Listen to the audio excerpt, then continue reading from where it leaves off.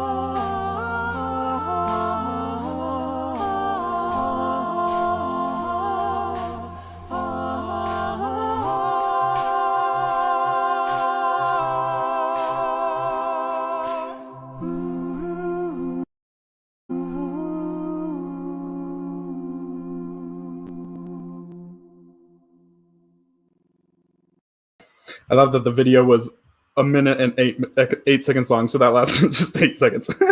All right, let's bring on. I think I'm gonna just bring on everybody who's here. There's Tony and Lydia, Michelle, Hello. Maggie, Katie, and Candace. Oh, and Ambeline. Hello.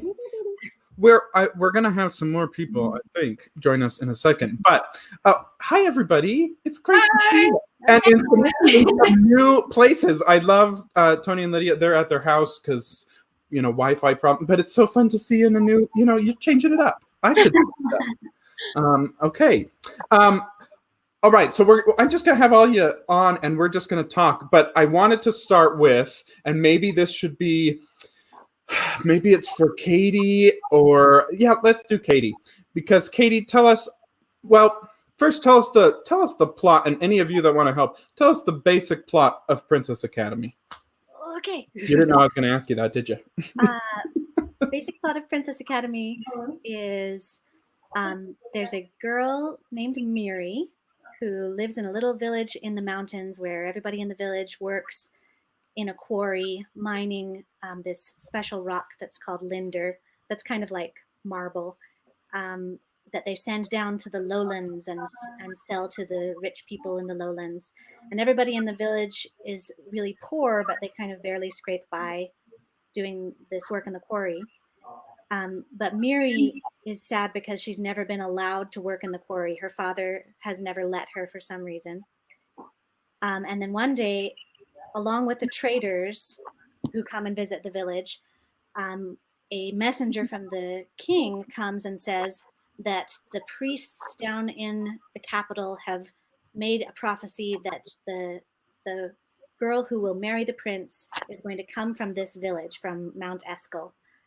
And so in order to get ready, all of the girls in the village between like 12 and 18 years old have to go to an academy to learn how to be princesses, to learn, manners and how to read and how to dance and things like that. And that's the main thing that the story revolves around, is the girls going to this academy, learning, Miri kind of coming into her own, and them eventually the prince coming up and them meeting the prince, and eventually they have to like fight off bandits and discover who's going to marry the prince in the end. Should I tell them, or no, we just should we spoil the ending? Should we spoil it? Sure, why not? I don't care. Where'd Lydia go? Oh. She's talking to Pater right now. She's talking to He's trying to get on. Those are other details. There's a cute boy from the village named Pater who Miri likes. And then she's trying to figure out if she wants to be a princess or if she wants to be in the village. And then Miri has a best friend. So Maggie was Miri, and Lydia was her best friend who had come up from the lowlands. Yeah. And in the end, her friend is the one who ends up marrying the prince because she had known him and grown up with him. But there's also a little bit of magic in there. They use this thing called quarry speech to kind of communicate ideas through like mentally, telepathically, but also it's connected to song and rhythm and to their connection to the mountains. So it's cool. It's a really cool story and kind of a coming of age story. Well, and of course, Katie, I want to start here because was this your idea in the first place to take this book? Whose idea was it? Tony's. It was Tony's. Mm-hmm. Tony, what I see, and this is good because I don't know all these things. What was your idea? Why did Okay, so Shannon and I are friends. So we did theater together at a community theater growing up. And anyway, I didn't realize, because Shannon did theater, I didn't realize that she was famous. We were that good of friends. And so we did, went on our own lives and did things after, community theater in high school. And then we met back and we were in the same ward, actually. And we were at a party. And I said, hey, Shannon, do you want to help me with theater school? And she's like, well, I'm on tour, so I really can't. And I'm like, tour? What are you tour about? And she's like, actually. And so then I went the next day to the bookstore and bought like all her books. I bought The Goose Girl. I bought Princess Academy. I bought them because I'm like, she's my friend and she won this award. Princess Academy is one of her most famous books. And when I read Princess Academy, I'm like, oh my gosh, this is written to be a musical. Like these people use song in their real lives. Like you don't have to write in the music. It's almost already there. And so I told that to Shannon. I said, hey, Shannon, I said, I read your book. It's beautiful. And I said, it should be a musical. It really should. And she says, if you ever want to like pursue that, let me know. And so I think Michelle, she just wrote about it. Michelle remembers, like, I'm like, yeah, Shannon said I could write this musical. And Michelle was already very well versed and she already knew Princess Academy. So she was dying. She's like, I must be a part of this. And then I didn't think much about it because I'm like, I didn't know when to pursue it or what. And then one time I started reading it and trying to pursue it a little bit. And I stayed up one night and I wrote Act 1 because it just started. It was so easy to write and it fell into it really easy. I don't know why, but the first act was done in one night. And then I let it kind of go. And then I met up with Katie.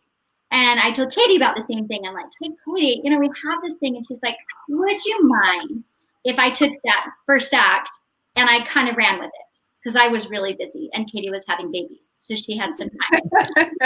And so Katie then started writing it and she finished it up. She finished the second act. But then she also said, there's some songs coming to my mind. And what do you think about me and Jeff just coming up with some songs? And I'm like, do whatever you want, have fun, go for it. And so then she came back to me. She's like, hey, I have some songs. Do you want to listen to them? And I heard her first 3 songs, which was, what was it? It was the door. It was House with Shutters Closed. And A Different Kind of Me. And I think there were like some ideas for Miriam's. I remember hearing the door with shutters closed and Different Kind of Me, and I teared up. I'm like, that's when I knew we could do Princess Academy. I'm like, hey, it's a beautiful story, but these are beautiful songs.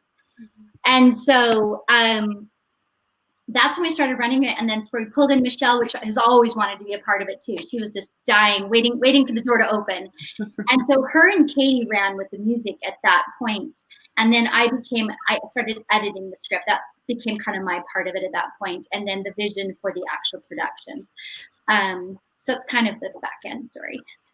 Well, and Michelle, you just put in our chat about your talking to Tony. Tell us about your story. So I can't remember because she and I first worked together in 2009 doing Annie. And I don't know if it was before that or after that, but I think it was the first time I met her. But I called her and asked if I could meet her with our kids and just ask her about it. So we met at the Carl's Jr. in the district.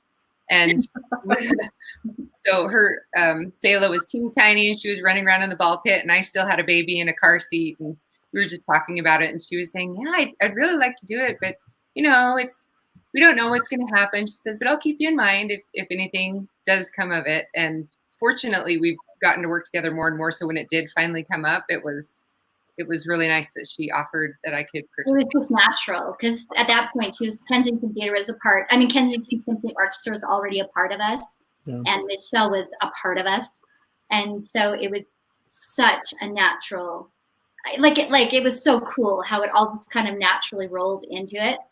And then anyway, we got a script together, and then we pulled in Maggie for the reading, the first reading of it, and it was so fun to hear that. And then Maggie, of course, came and auditioned later and actually got to play Miri because she was perfect. And I don't know. You keep asking, where do you want to be? Well, what were and maybe this is for Tony and Katie, but what were the challenges with taking the book and making it into? You said that it already lent itself to being theatrical, but were there any challenges taking the book, making it into a script, or maybe, I don't know if you had to take stuff out or summarize stuff, you know what I mean? Well, it happens over more time than we did it. Like at the very end, the prince goes away. He's like, no, I can't make this choice, and he goes away. And then he doesn't come back for another year. And I'm like, no way, we are not waiting for a year, not in the play. And so like we have to make We squished the timeline a little bit. yeah. But we And still had like the seasons changing through our whole play. But that was just 1 year. Yeah, just it was still 1 year. But that was a challenge. Also the Linder, we had a hard time, not a hard time, but that was kind of one of the obstacles is how do we convey the Linder in a way that people understand it. And I don't know if this is a spoiler, but if we ever did it again, we actually, after we were done with the process, that is one of the things we cut to shorten. We did another version where we cut out the Corey speech kind of magic stuff. Just because it was too long. And it was like 2 hours and 40 minutes or something. That's really long. The first time we did it. Yeah, so it's a really nice tight cut now, but we did have to cut the Corey. But like I said, it didn't feel so bad when Shannon said, why don't you do it this way? And then we're like, oh, okay, well, Shannon says we can do it. We'll do it. Right. I think one of my favorite parts writing it, though, I mean, this was the neatest experience ever. Like, I would love to do another original with this team again because it was so fun. But I loved it with Katie. I could say things like when she was talking about the seasons, and I'm like, hey, is there any way I need to transition into these seasons? Is there any way like we could use these poems, or maybe you came up with the poem idea? I don't know whose idea it was. It's foggy now. Yeah. No, I think it was. I think you were the one who suggested having some kind of transitional. Yeah, the transitions, and then you can't. I don't know who came up with the actually using the poems that she wrote at the beginning of each chapter, and making those into song. I didn't make those into song, though. Of course, I didn't make any of the songs. That's none of me. But I love those 4 season change songs. Those are some of my favorite parts of Princess Academy, and that was just original to. That was, I don't know, it was fun. It was how, I don't know how you say it. You take a book and then you put it in another art form, and you need to appreciate that story in the art form, not as the book. Does that make sense? Yeah. And I felt like that was one of the things that were really beautiful that did that, where you used theater and created a beautiful story with our own art form. Mm-hmm. Yeah. No, and I love that. I remember those seasons. The songs were great, and I did not. Maybe I didn't. Maybe I did. Maybe I did know. But I now that was pulled straight from the book, I think that's so fun. Yeah, not all of them, but a lot of them, like the folk songs, were all pretty much straight from the book.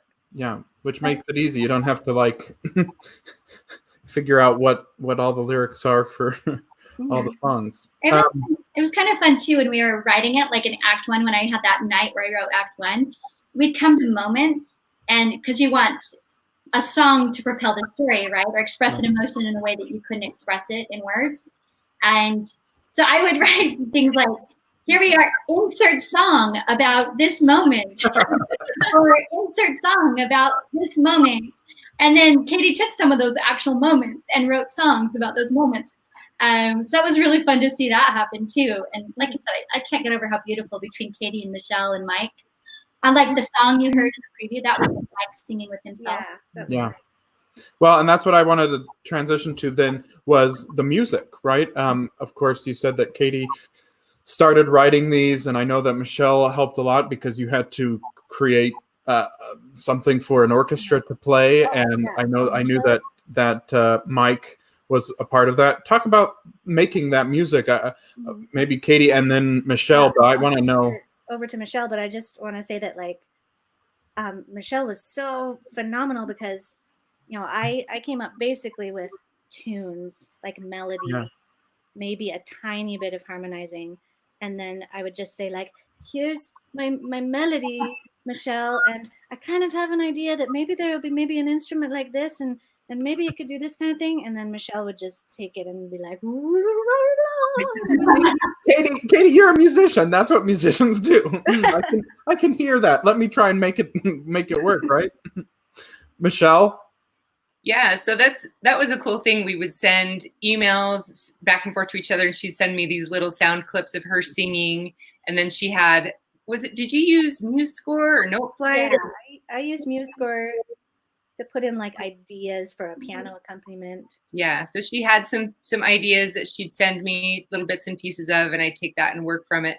But it was fun to just get new little ideas. Whenever she had one, she'd send it my way, and then it was like putting together a puzzle, and we'd we'd have her listen to what I'd done so far, and she'd have suggestions. And so we just back and forth until we came to a spot where we thought it sounded good. Mm-hmm. And, you know, that was my favorite part, is taking what she had in her head and then letting my own brain kind of add the stuff to it that I thought would work, and then giving it back to her, and she would say, oh, that sounds great, or let's tweak. And it was just a great working together. I really enjoyed that. Mm-hmm. Yeah. How did you, Michelle, from an orchestrating this, how did you go into it thinking I wanted these certain instruments or this kind of layout, or did it just happen like, oh, we need this instrument, let me write a part for that? Yeah, so I built it based on the personnel that I have. So I wasn't going to write for a bassoon because it's super hard to find a bassoon player. Yeah. And so I wrote for the people I knew that I could count on that could do it. And we were lucky enough that we had a harp player. And so I got to pull in my harpist to help us. But, you know, depending on the pieces determined what kind of orchestration we did. For example, I was, when I talked to Candace about the piece we did that she sings, House with Shutters Closed, that one's actually doesn't have a whole lot of instrumentation in it. It's really earthy. It's pretty basic. And each instrument was supposed to represent something in Mary's life. Like the guitar represented her dad, and the harp represented her mother that was gone, and other things represented the mountain. So it got, you know, to the point where everything had a symbolism to it. And that was really cool. It gave it a lot of personality. I love that. Andrew Hackman says, I so love the music. I wish you could say, Alexa, play the Princess Academy sound. So let's record it and put it on Spotify. And John did some of them. Yeah, we do have some music. Well, we need to put it on Spotify now. My kids were playing Name That Musical on my phone, and I have that music on my phone. And so we started playing Mary's first song. What's that song called? Useless? Yeah, Useless. Useless came on, and they're like, what's this from? What's this from? I'm like, it's Princess Academy. It's so great. I love that. Another fun part was like things would happen in the music. Like I remember there was one part, I think it was Britta's song. And I'm like, I needed to push to the end, and it was written softer or something. And it was so cool to be like, Michelle's like, oh, okay, I get that. And so in the middle of the run, we just do it. We just rewrite it. And climactic. Yeah, it was like the coolest thing ever.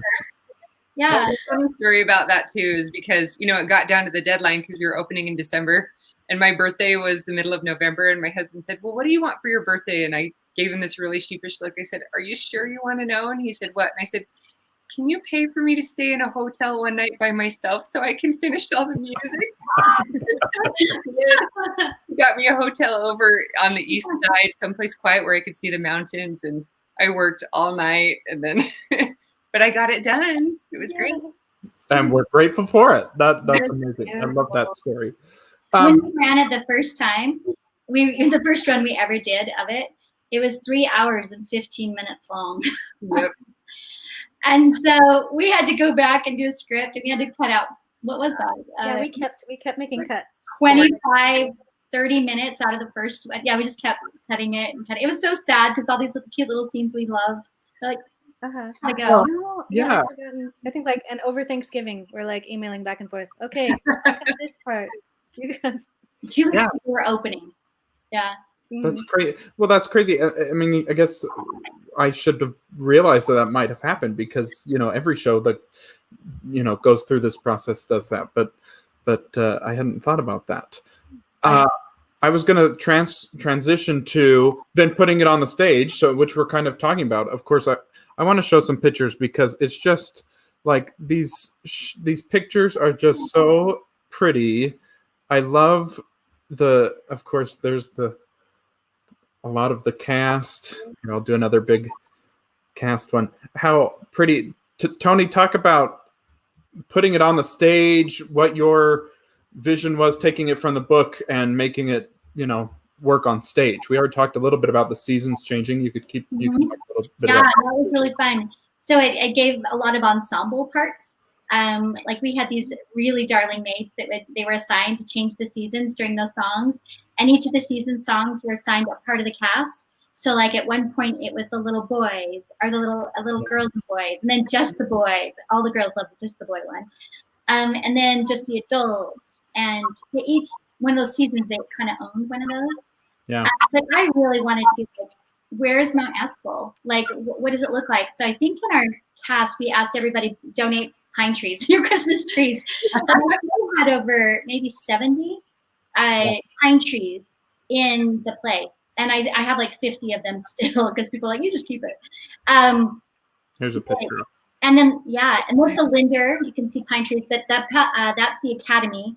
And creating the Linder, what would the Linder look like? Even the costuming is really, really fun because we're like, well, what would this look like? Where is this time period? Because it's all fictional. And I love the skates that they're wearing. Shannon Barry, I believe, built all of those for the Academy girls. Mm-hmm.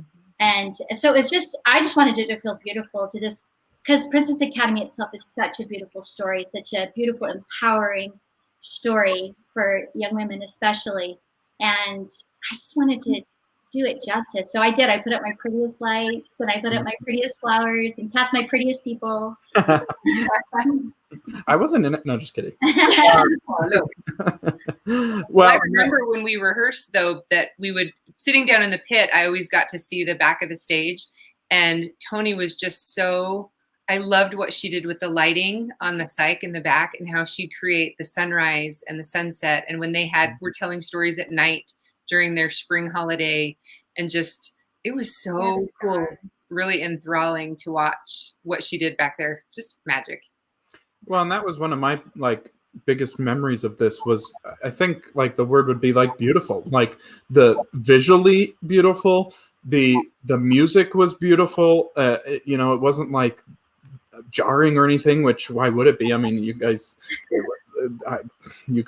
are great, but just it was just beautiful to watch, beautiful to listen to, a beautiful show. Well, I want to split this up, but I want to see if we can maybe we haven't talked to Candace. I asked Candace, since we've talked about, I asked her to sing House with Shutters Closed for us. And so, Candace, would you sing just to break it up, and then we'll come back and talk more about the characters and all that, and then we'll keep going. Is that okay? Yep, we can do that. Because this song, I don't cry, but I was watching Princess Academy, and of course I love Candace, but this song was just so beautiful. So bravo to those who wrote it, but bravo to Candace. And let's just listen to her. I'm going to take us off the screen. All right. So this song, I'm singing to Miri, and she can't figure out why her dad always keeps her out of the quarry and doesn't let her in, and kind of keeps her pushed away. And so that's really what this song is about. So here we go. Michelle made a recording for me, and I'm going to play this recording for you. Here we go.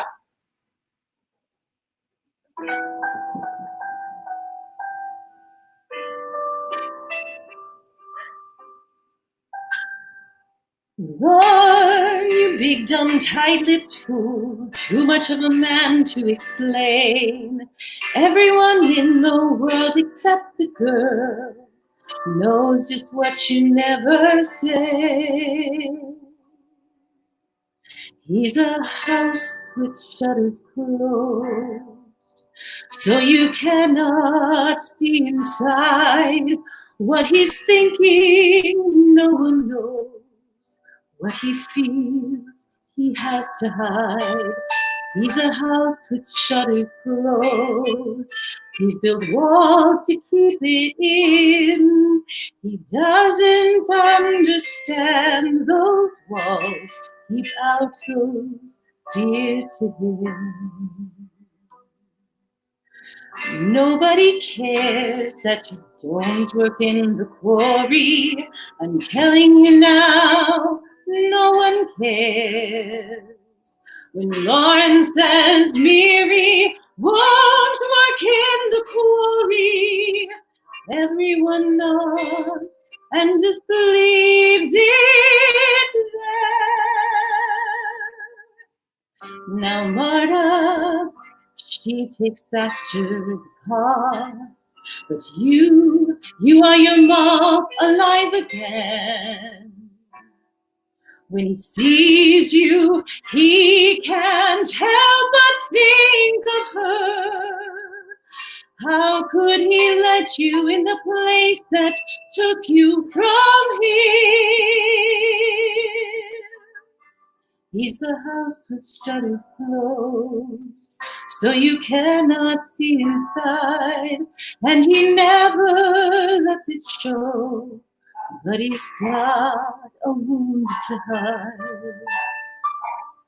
That wound inside he tries to hide because of foolish pride.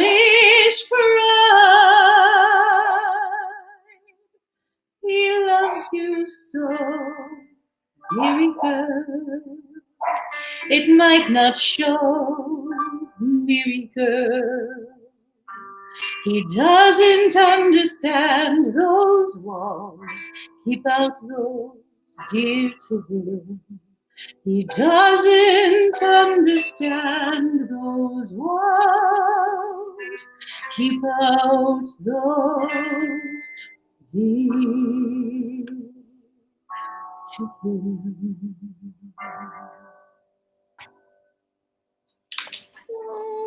That's so great. Bravo! Hi. So good. We got some hearts. We got people who love it. Just bravo at the placement. Oh, Candace, so great. Want to hear a secret about Candace? Yes. Well, what's funny is we were auditioning everyone. Candace didn't audition. She was the music director. And I'm like, I need a farm girl. I need a farm girl. And I didn't have a farm girl. And I looked over to the side of me and I'm like, Candace, you're a farm girl. What do you That is true. I know. And I said, what do you think about being Doter? Because I know you would be perfect. And so I needed a farm girl. And it was, I mean, because you can do the play, you can do everything. You can have the perfect story and the perfect music.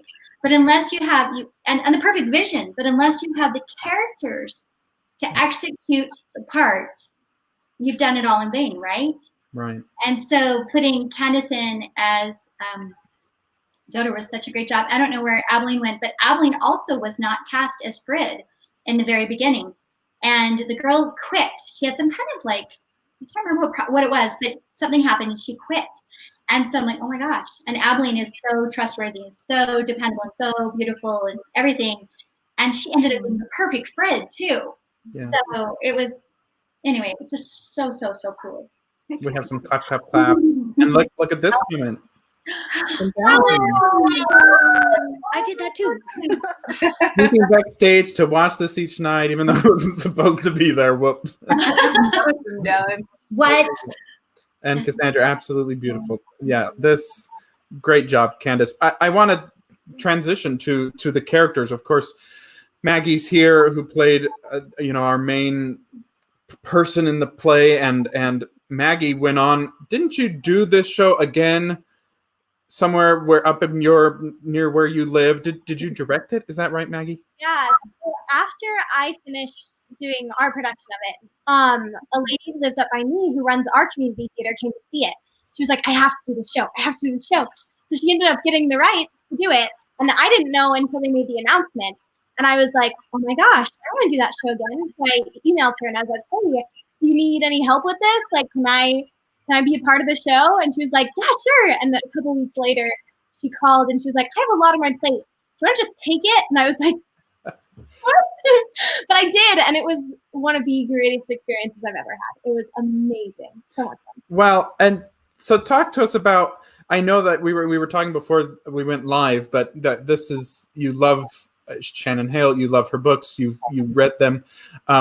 So talk to me about playing Mary and taking, you were the first person, wow, to play Mary. How'd you do that? What'd you do? I took a lot from the book. That was like my number one go-to. I was telling you guys before the live stream that I think I read the book every single week during the rehearsal process and during the performances. And even during the auditions, like I think I read it once a day during auditions. I was just so obsessed with it. It was so good. Probably wasn't healthy, but it was really, really great.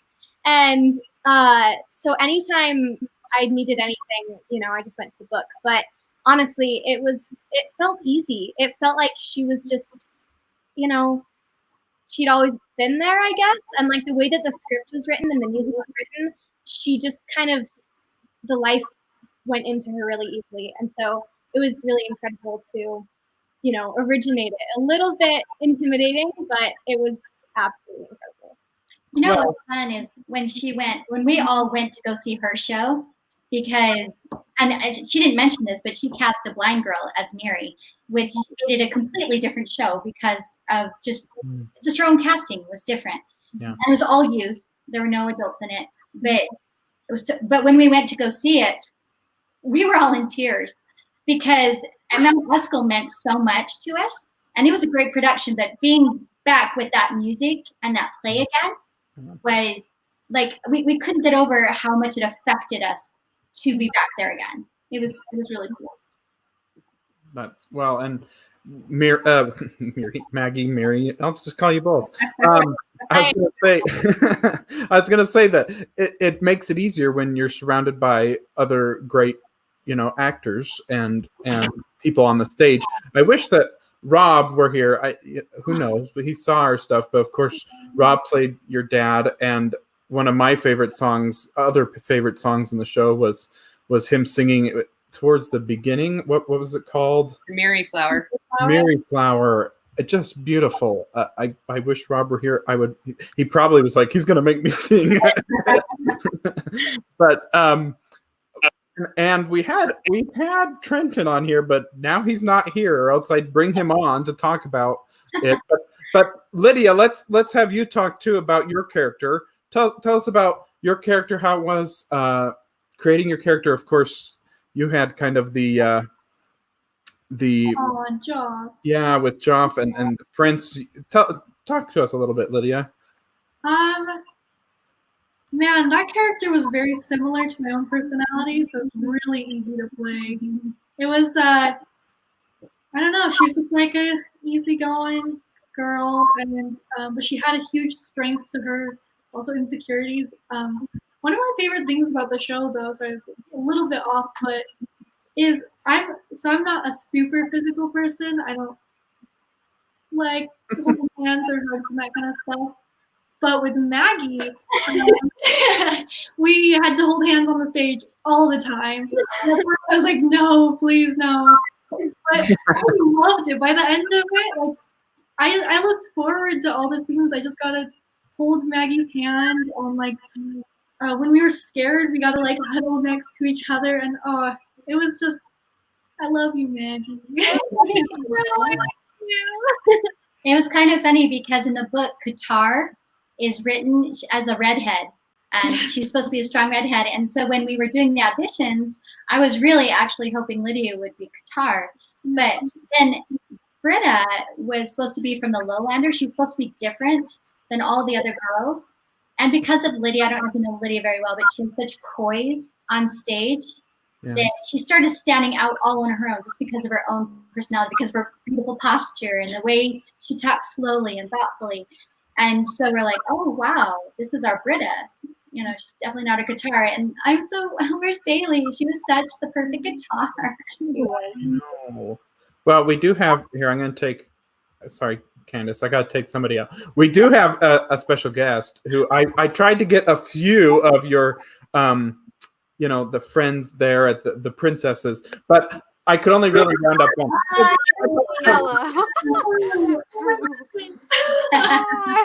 Of course. Well, and I have this picture of there's some of the cast. Josie, tell us about your character. Talk to us about maybe even seeing these, being part of the princesses and whatnot, or I guess, yeah. Oh yeah. So my character was Benna. And I was like, we called ourselves the Mean Girls of Mount Haskell. That was our joke. But I was kind of like Qatar's sidekick. And I don't remember Rachel Jolly's character's name, but she was in there too. And basically, we were the girls that caused trouble at the academy. We were mean to everybody. But it was so... fun. I did. No, I wore extensions. Uh-huh. Yes. In the book, it says that Benna has really long hair, and if you know me at all, I hate long hair. I hate it. It's like I just feel like it drags me down or something. I need something to bounce with me, so I always cut my hair. But I was like, this will be cool. I'm supposed to have long hair, so why not? And I got extensions that go to like my hip area. Like they were so long, and I was like, oh, this is fun.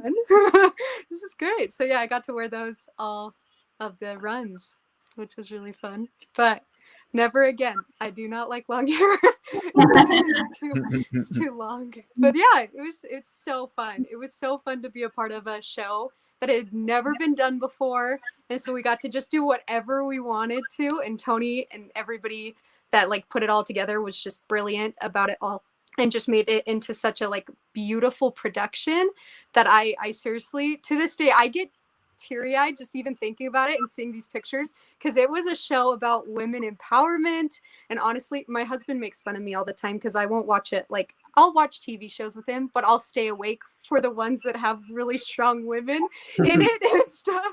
And he's like, oh, you just like women empowerment. I'm like, well, it just hits me different. You know, I love the women empowerment. I love the like strong stories of women coming together and making a difference in the world. And this was exactly what it was. I just loved it. Lydia had one of my favorite lines in it, or she's the one that defines what the academy. What do you remember what it was, Lydia? Maybe Mount School didn't need. No, that didn't need a princess. Just needed academy. Did someone say Maggie? Yeah. Maggie knows it. Say the line, Maggie. It was maybe Mount Esco didn't need a princess, just an academy. You know my line better than I do. Well, and that was one of the things too, that the story, you know, without it's just you had all these young women on the stage that were telling this story, and it's not like it was political or anything. It's just a beautiful story that happens to showcase these women and them being strong and learning over the course of the show that they can do whatever they need to do, right?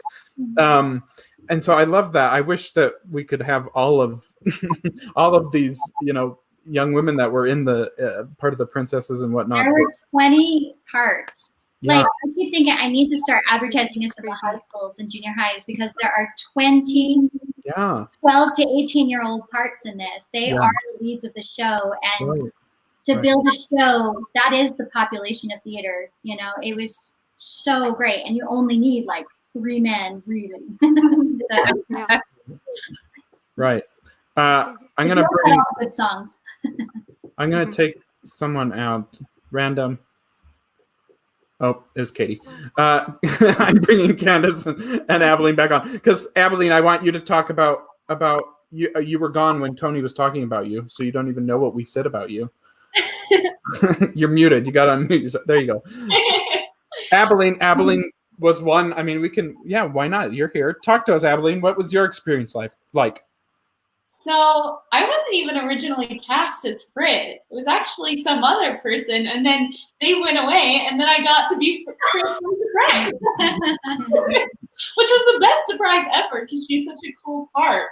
One of like her main moments is they're all getting kind of kidnapped by these bandits, and then she kind of had this clever idea to, I don't remember like the specific line or anything, but she decides to make the claim that she is the chosen princess, and then it kind of sparks the same idea in all the girls around her, and they end up kind of confusing the bandits, so no one knows who the real princess is supposed to be, and so they can kind of make a clever getaway, and that was super fun, because it's her moment of building courage, and she's supposed to be kind of this clumsy, ridiculous little girl, and then she grows into this super courageous person, and then when she gets to the ball in the end, it's like she finds her moment of beauty, and it was super fun to do that. Also, in the script, it says she throws 14 women out of a window.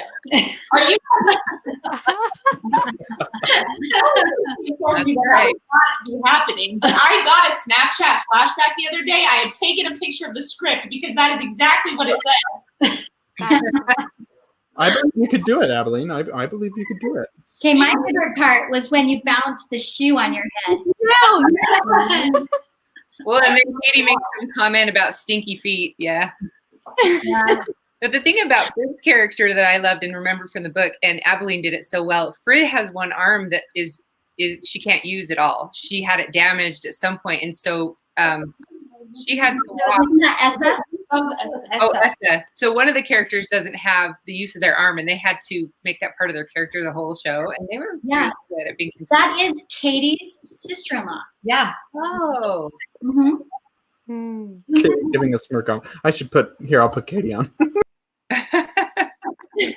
Yes, you are correct. Well, and Katie also, in addition to being helping with the script and doing the music, she also played tutor Olana because she was the most poised and refined. She was so good at dialect, and she's like, in my mind, the ultimate Mary Poppins character who's just practically perfect in every way. So she was my gosh, so good at being the most perfect Mary Poppins. She was so funny. I told Katie, I'm like, Katie, we need to have a Lowlander dialect. Can you make one up? And she did. She made up a dialect. It was so cool. Okay, but for the Lowlander dialect, she wanted us to roll our R's, and I can't roll. Sorry, I can't. I can't roll my R's, so I had to fake it. I did okay. It was great. Good job. But it was so fun to play with that, like to just. There was just such freedom, and another thing that was so wonderful about this show is a lot of times when you get a show, you need to kind of honor the show. Not even kind of, you need to honor the show. And there's always subject matter that you have to deal with. And it was so fun to be completely in control of the subject matter, where we talked how we wanted to talk. We told the story that we wanted to tell with no apology. And you know what I mean? Just make something really beautiful on our terms. Yeah. And it was so cool. I love this comment from Josie's mom, Amy. My daughter still asks for Mary braids when I do her hair. Look, you created a whole style. You didn't even know it. I'm gonna take someone out because we have another guest that just joined us. Hello. I'm sorry I'm late, everybody. Oh, it's okay. And please excuse my quarantine stash. Yeah, I was gonna say. Ugly. It's bad. No, I know. I figured if I'm not gonna see anybody, I might as well try, right? How's it going? It's so patchy. Well, not so hot. Ew. Not very princely.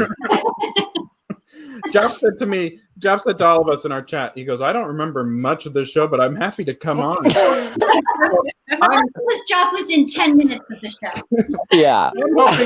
I'm hoping that Lydia will help Jeff remember what happened, or Maggie with Jeff's character. Or Jeff, do you remember now? Since I mean, talk about. I just don't remember who I chose at the end. I'm joking. Talk about you and Maggie. Talk about your conversation after the ball. That was one of my favorite moments in Princess Academy. Was your conversation with each other? I thought it was so great. Yeah, let me recollect. Let Mary start. Oh wait, Maggie's starting? Well, yeah, I can start. Okay. I can jog your memory. No, I loved that part. It was really fun. It was part of the show where Mary was, for the first time talking to the prince. And I think one of the biggest things for her was she was kind of trying to decide, is this something that I really want? Or am I happy with, the life I have in this painter, this boy from the village? And it was really neat to kind of, she wanted the prince to loosen up. He was really intense and uptight. She was like, come on, just be yourself and loosen up a little bit. And it was a really fun scene. And I think one of the most memorable parts of it is a very specific moment, and I know Tony remembers it. I don't know if Josh remembers it, but it's where you rub your boots. Do you remember this? I do. Yeah. And just like at this random part in the conversation, he like bent down to wipe something off his boots. And I remember it was like this big moment that Tony was like, "You have to do the boot moment." And then when she came to see the show, that was the comment that she made. Was like, he even wiped his boot, and I was like, "How do you remember the boot? That's great." I love. Yeah, that was fun. I love it when there's a book on stage, and you take it to the stage, and if the writer gives you character work, I mean, use it. That's what I like so much. Use that character work. Joff, are you remembering it a little bit now? Yeah. I was gonna say. I know who I picked. Thank you, Tony. No, I was gonna say that's like remembering. That's one of my favorite scenes I've ever done. Just because I love scenes that are just life on stage. Like just literally, that was literally just a conversation between two strangers that had no choice but to be there and to talk to each other, but were both being exceptionally polite and happy to be there. You know, it's just a wholesome scene. You weren't polite. I don't know if you remember that. I was kind of polite. I was princely. No. That was the whole point. I remember that he duped her because she was trying to be silly, and then he says something like, "Well, I'm one of 12 brothers, and they're all named Stefan," and she totally bought it. That was so funny. I like that. I liked that line. I don't remember much of it. I warned you guys. I also like there was one night you were dancing with the like little tiny 12-year-old, and you're like, "That's right. That's right." Oh, so many cute little things. As a director, it was really fun. A challenge, actually, is because you have this whole relationship between you and Britta that is not anywhere in the book. It's not in the script. It's not anywhere you see on stage. And so the first time you guys are even on stage together, from the moment you're on stage to the moment you kiss, is like 5 minutes. Yeah. So I like have to build this whole relationship in 5 minutes to make it feel like there would actually be this real kiss that happens. And I think the song that Lydia sings, what's that one called? A different kind of dream. My Little Dream. Where she says, "You know what? If I can't have this dream, at least my best friend can have this dream." And I always cried that moment because it was so you just turned into snow. Yeah, you cut out. All I got was that you cried at some point. I cried, and Britta's when she made the sacrifice to give up her dream to her best friend so that you could both be happy. Yeah. I just So good. And then, oh, there he is. and then Lydia and Job executed that relationship just so beautifully. I loved it. Well, it helps that we were actually in a relationship. Yeah, they were dating at the time. Yeah. Okay, this is a fun little moment. Okay, so we're doing auditions and stuff, and Stefan doesn't sing, or he didn't sing in the original play that we wrote. And then when we cast Jeff has a beautiful voice. And so he went back to Katie and said, "Katie, can we write a song? Yeah, can we do a Blue Prize or something for Jeff? Because he can sing." And so we wrote, "Cute, it was darling. You got to do the My Little Dream with Britta." And it being a great moment. Yes. That was cute. So that was written. Thanks for that. Jeff. Yes, thank you. You're welcome. I'm flattered. And weren't your costumes handsome? yes. Yes. Those were like my second favorite costumes ever. I think spend more money on your costume than any other costume in the show. There you go. There his. Yeah, look at that. Look at those two stunners. Stunners. And that lighting, oh my gosh. Y'all, should we play Kensington quiz time? Yes. The Princess Academy? Yeah. Oh my gosh. I'll explain.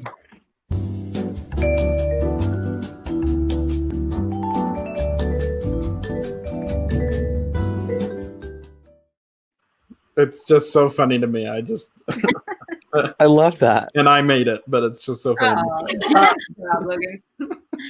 All right, so I was like, well, we got to play Kensington quiz time, but I don't have any like trivia facts about Princess Academy. So there's some trivia about the book, and basically we've already talked about all these. But you know what? We're gonna play it anyways. Okay. Here's how you play. Those of you who are on the screen, and those of you who are off the screen, because I can see your screens, if you have the answer, I need you to put your hand in front of your camera like so that I can see who was first and then call on you and you get the point, and we don't actually keep track of the points. So it doesn't matter, okay? Okay. Start. Are you ready? These are so easy. No. I'd be like, these are so easy. Oh, boy. All right. If anybody has any good trivia, you can add it in as a trivia, okay? Number one, question number one. Where do Miri and her family live? Maggie. Mount Desco. Yay, okay, good. I told you, these are so easy. Josh, you didn't know that one? We're not going to worry about what I was going to answer. Let's just move on. I was going to be really far off. This is why I wanted to play this with Jeff, because I thought this was going to be hilarious. All right. I was going to say Arendelle. But I realized that's probably like a Disney one, right? Yeah. Frozen. Okay. All right, question number two. What is Miri named for? Ooh. There it is. Maggie. Me? Yeah, or Michelle. I have my flower. Do you want to see it? Oh, I have mine too. Yes. The little pink flower. So Wait, adorable. when you're ready for it, there is a conspiracy theory about the prince I should tell you about. What? I want to hear it. Okay, there's a question about the prince. And then let's write another one. Let's write another one. You know flowers? I went shopping to find the exact perfect flower. It's so pretty. I know. Yeah. I love them. That is pretty. And this is the one from when I did it back at my house. And I also have the stone hawk. Do you remember that? No way. I love that. Speaking of Trenton, I just texted him and he's coming over here. We're gonna be quarantine safe. We're gonna come over here. Don't judge us. We'll just stay 6 feet apart. He better be in the hazmat. He's bringing himself and all of his germs. That's At least we'll be able to know who it was. If you all Do you want to hear the conspiracy theory? True. Sure, why not? It's just Yeah. this job was only in 10 minutes. His character is only in the show for about 10 minutes. But then, so we didn't want Job to waste his time. So we put him, in another family while he was not Stefan. And so he was in the rest of the show just with the other boys. He danced, he did everything.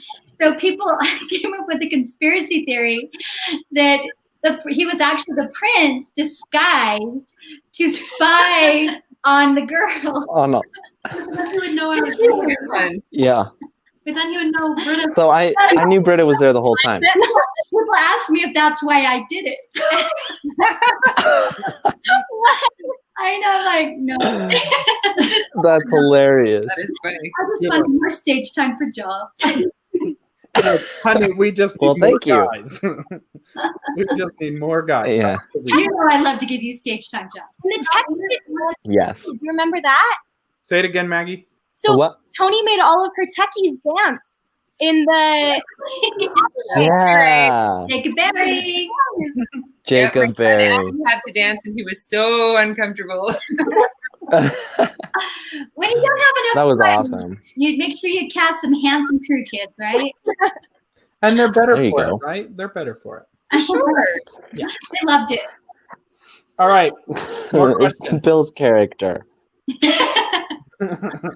And a good show. Okay, question number 3.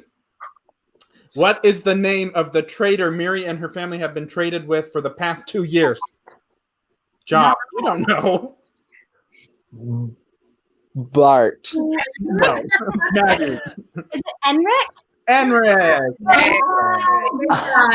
John Croft played Enric. What? Yeah, John. His name is Enric. John Croft. He had a pot of honey because he felt bad that he was stealing money from a 14-year-old.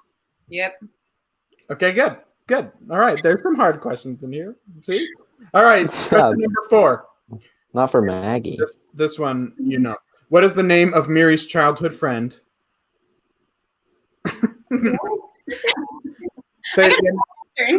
Hater. Say it again, Maggie. Hater. Hater, yeah. Okay. Hater. I knew that one. Just for a second, we need to pause and tell the story of the goats. Yeah. Yeah. Ah. I was gonna say. Michelle. About the goats. Okay. Tell us the story of the goats. Okay. So we knew there were goats in here, and Hater takes care of goats, and he would be off stage and he would go like this, meh, be quiet there, Mabel, meh. And so I told Tony that I lived right next to a family that had goats and asked if she wanted real goats on the stage. And she was like, sure, that could be fun. And I said, well, what we have to do is make sure we have a holding pen in the back and have some food for them. And I said, and they do pee and poop a lot. We went and bought some Depends. Before they came on stage, we put them. This is the worst choice I made. So you had goats in diapers on stage, is what you're saying. Front.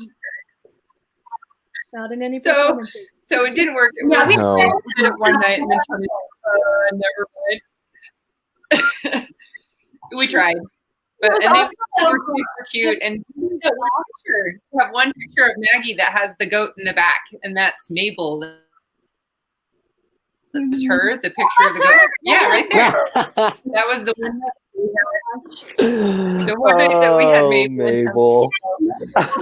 Mabel is she would sing every time I started singing. She'd go meh, and then like, halfway through my song, I was run the. I'm singing on stage, and I like get halfway through it, and I just looked at Tony, who's sitting in the audience, and I'm just like,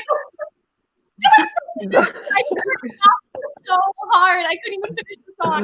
I'm like, keep going, keep trying, keep going. It was just the goat speaking Corey speak, right?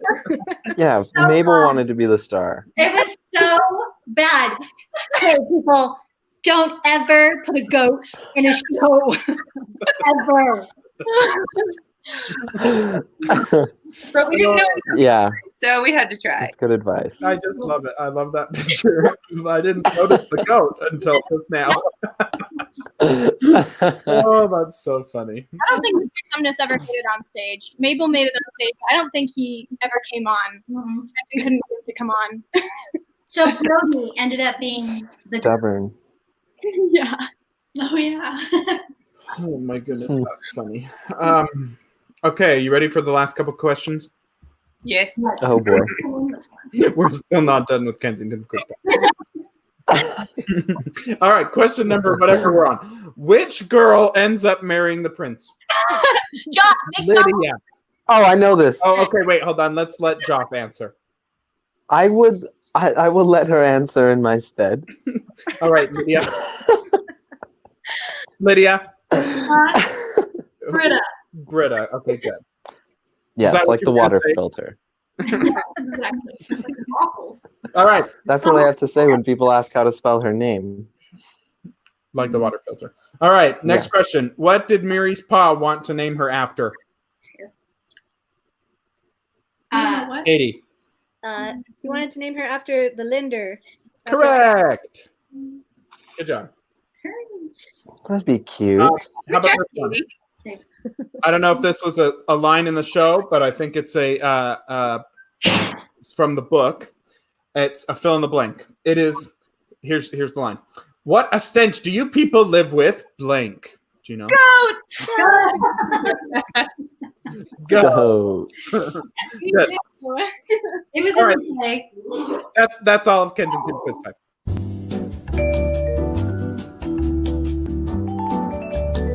So theme song. That's so good. Yes. Hey, I love that. I have a guest. Okay.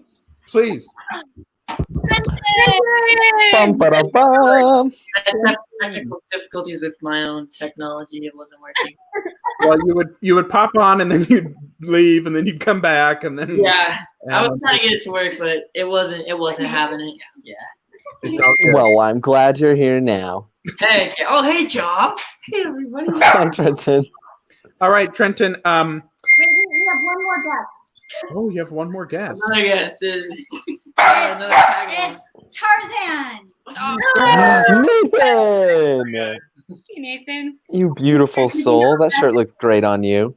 Oh, thank Actually, you. no, it's not illegal unless you have 8. So All right, Trenton, talk about being in Thought it was Princess 5. Academy. I'm going to put some pictures on the screen of you.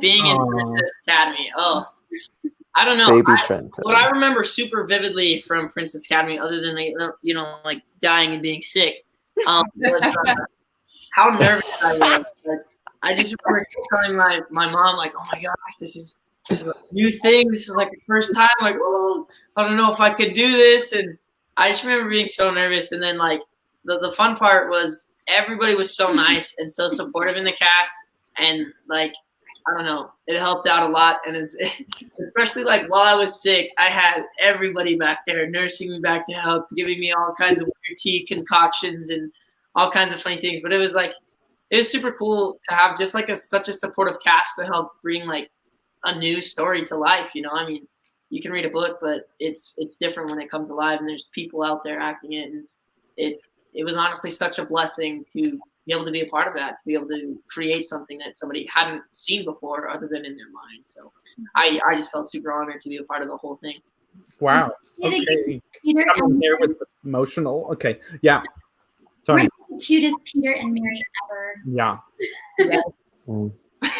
Trenton, what were you sick from? Tell us about your sickness. Oh man. It was like December, right? So I was on the wrestling team, and we were just in the middle of state tournaments and state qualifiers, regionals, all kinds of crazy things. And I was behind in my math class and my science class at school. Oh, big surprise, huh? So I was waking up early every morning for wrestling practice and to go get tutoring so I didn't fail high school.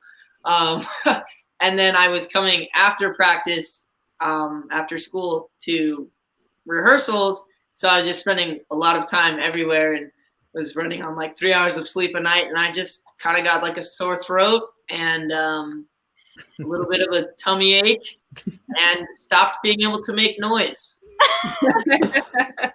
So, What a way of describing it. yeah, I remember during the last week, during tech week, I was snuggling with Sprite and Pepto-Bismol. So those were my best friends.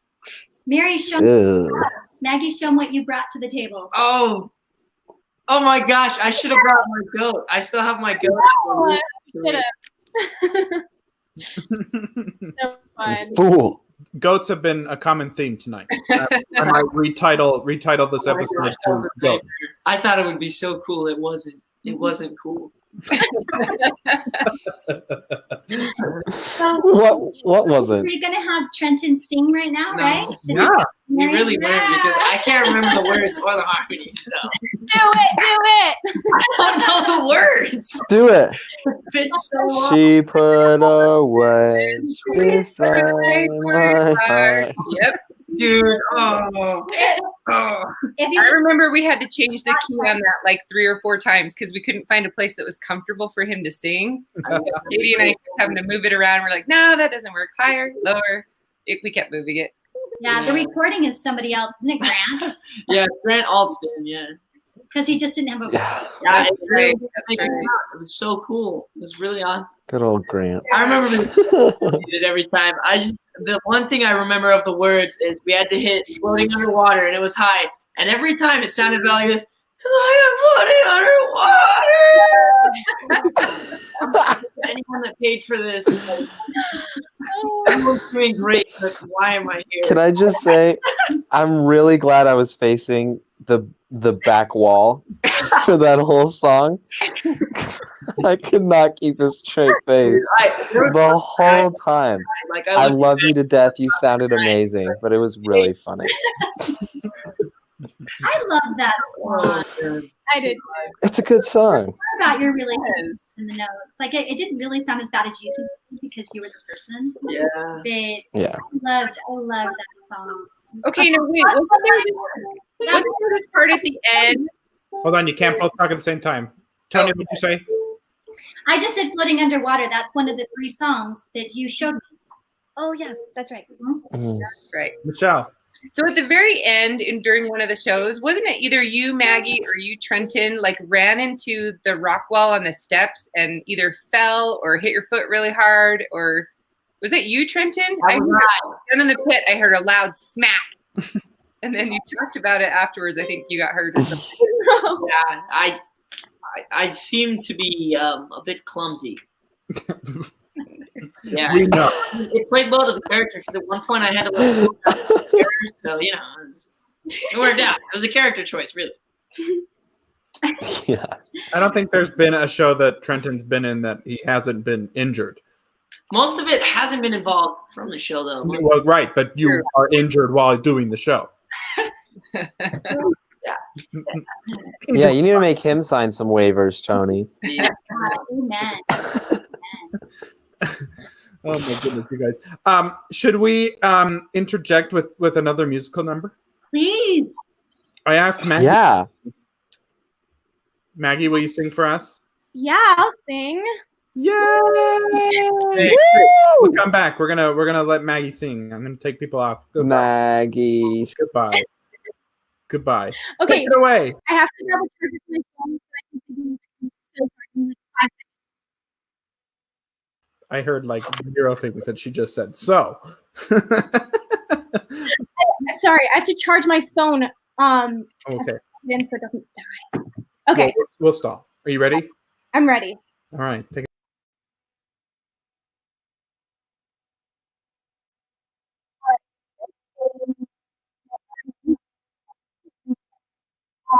Now we can't hear you again. Oh, what? Now I can hear you. Now? Yes. Can you hear me now? Is that a yes? Yes. Okay. Okay, so this is useless, and here we go.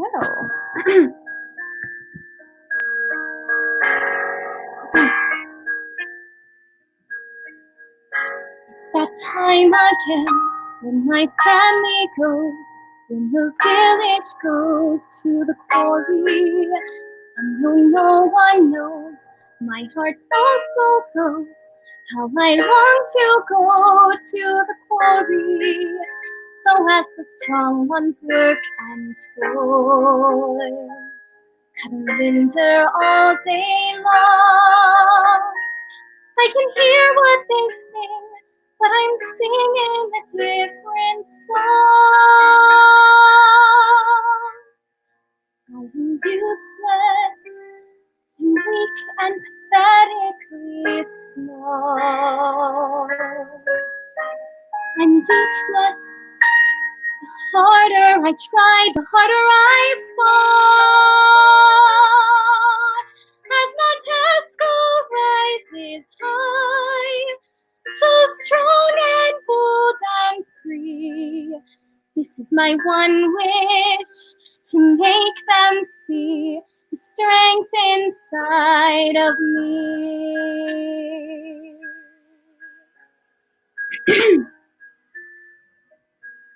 I don't want to be useless, going skinnier than a lowlander's arm. I don't have to be useless. If they just let me in, what could it harm?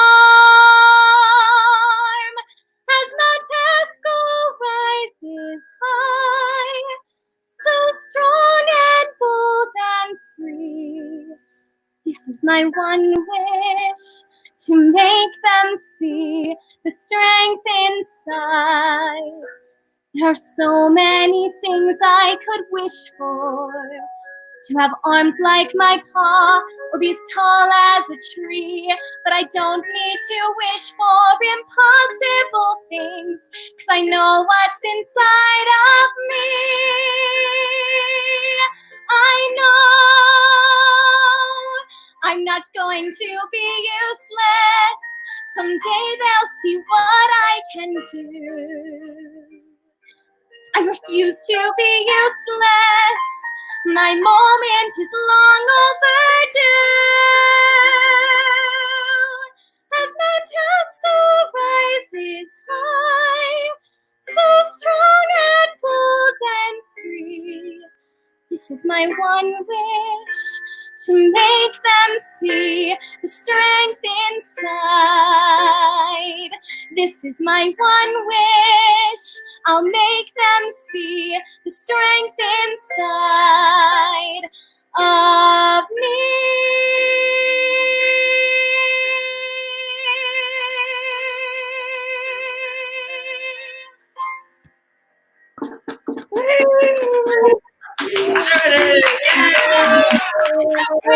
Yeah. Beautiful, Maggie. Thanks. Sing the boy Thanks part. for playing it for me, Michelle. I missed that. You're welcome. Also, like half of the verse got cut out. When did that happen? We had to shorten it. They had us shorten it down and take some of it out. I know it's weird, isn't it? For your version. I do remember that actually. I never sung it. That's crazy. Such a pretty song. Oh, you guys are amazing. I'm so sad we couldn't hear the chorus behind you though. Oh, could you not hear it? It Oh, is. the other people singing. Yeah, I was trying to sing along. Well, when we actually record the cast album and we put it on Spotify, it will be there. Hey, So Ready? donate below. The Kensington Venmo. We're doing a fundraiser for the Princess Academy Album. OBC. still buy a hat. That's right. There. Oh yeah. I'm so prepared. You guys, this has been so fun. It's so fun to talk to all you and get a little taste of this. I mean, this is a big project to take on, and you guys did it beautifully. Anything else you want to put in? Any last memories? Well, I have a question for Katie. Yes. Katie, what's the next project? What are we doing next? Yes. I That is so much a pressure. couple of years ago, like started working on a Little Princess script. No. Then for like Other theater book. because of And I'm baby. reading for Anna Green Gables. That's Tony's put in a plug for that one too. that's public domain. All right. So The musical, but That we can't get the rights. We're not moving away from Utah, so maybe I'll have good. more time to do stuff. Well, what I want to know is, does Kensington get to do this show again? Because we loved it so much. Oh, for sure. I for sure think this is in our future. For sure. It was a beautiful experience, and I want to revisit Mount Eskell again.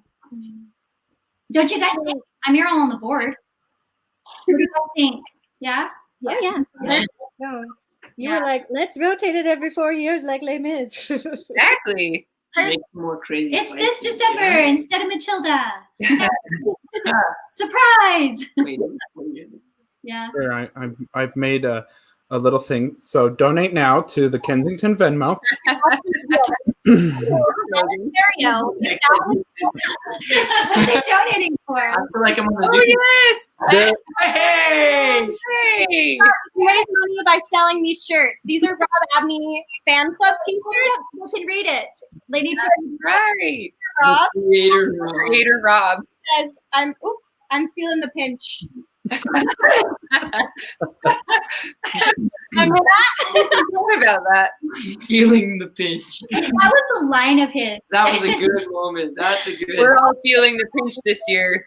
I know. And my super You cannot stop laughing. That was it. such a funny line, and I could not keep a straight face. I'm feeling the pinch. I don't know. It was funny.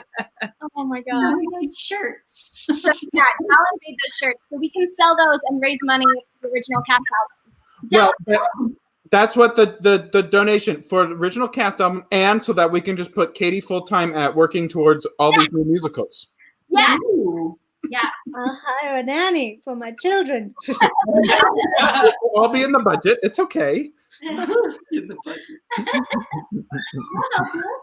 Lydia needs a job. Yeah. Anyone's hiring. I'm on board. And Nathan, you got two nannies. You got a nanny and a nanny.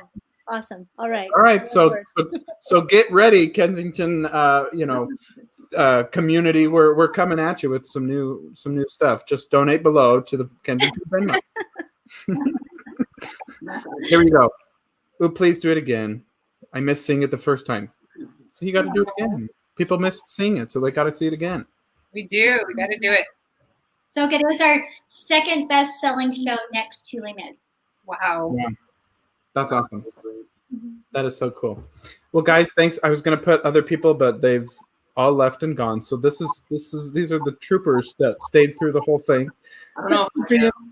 Thanks for being with us and talking. This was so fun and great to reminisce on Princess Academy. Thanks for coming, guys. Thank you, everybody. You guys stick around. We'll see y'all later. Bye. It's down because we stay and we can talk.